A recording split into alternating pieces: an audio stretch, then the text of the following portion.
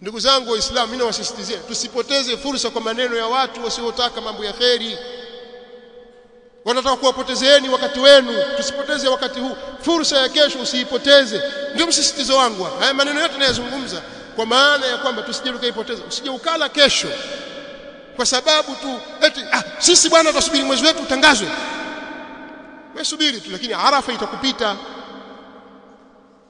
Utapitwa na Arafa. Waache hao mashehe wazungumze, waache, achana nao. Fuata Arafa, funga.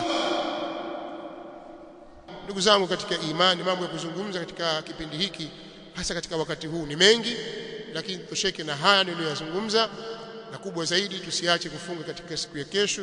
Tuambie wake zetu na watoto wetu, tuamrishe juu ya saumu ya siku ya Arafa, na tujitahidi sana kumuomba Allah subhanahu wa ta'ala msamaha, innahu ghafurur rahim.